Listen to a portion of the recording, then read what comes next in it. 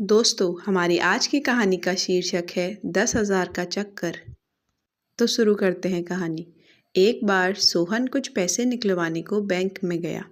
जैसे ही कैशियर ने उसे पेमेंट दी, सोहन ने चुपचाप उसे अपने बैग में रखा और चल दिया। उसने 1,20,000 रुपये निकलवाए थे।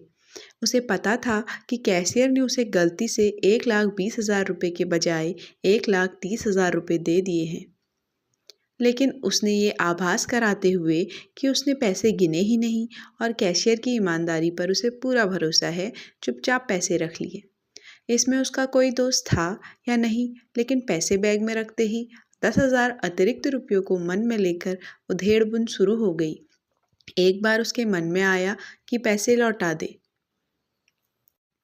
लेकिन दूसरे ही पल उसने सोचा कि जब मैं गलती से किसी को अधिक पेमेंट कर देता हूँ तो मुझे कौन लौटाने आता है। बार बार मन में आया कि पैसे लौटा दे, लेकिन हर बार दिमाग कोई ना कोई बहाना या कोई ना कोई वजह दे देता पैसे ना लौटाने की। लेकिन इंसान के अंदर सिर्फ दिमाग ही नहीं होता, दिल और अंतरात्मा भी तो होती है। रह रहकर उसके अंदर से आवाज़ आ रही थी कि तुम किसी की गलती से फ़ायदा उठाने से चूकते नहीं और ऊपर से बेईमान न होने का ढोंग भी करते हो। क्या यही ईमानदारी है? उसकी बेचैनी बढ़ती जा रही थी। अचानक ही उसने बैग में से 10,000 रुपये निकाले और जेब में डालकर बैंक की ओर चल दिया। उसकी बेचैनी और तनाव कम होने लगा था। वह हल्का और स्वस्थ महसूस कर रहा था। वह कोई बीमार थोड़े ही था, लेकिन उसे लग रहा था जैसे किसी बीमारी से उसे मुक्ति मिल गई हो।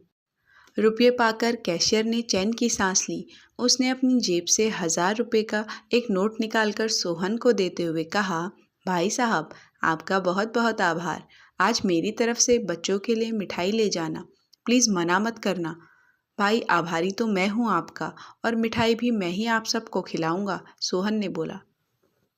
कैशियर ने पूछा, भाई आप किस बात का आभार प्रकट कर रहे हो और किस खुशी में मिठाई खिला रहे हो? सोहन ने जवाब दिया, आभार इस बात का है कि 10,000 के चक्कर ने मुझे आत्म मूल्यांकन का अवसर प्रदान किया। आपसे ये गलती ना होती, ना तो मैं इस द्वंद में फंसता और ना ही इससे निकलकर अपनी लोभ वृत्ति पर काबू पाता। यह मुश्किल काम था। घंटों के द्वंद के बाद ही मैं जीत पाया हूँ। इस दुर्लभ अवसर के लिए आपका आभार।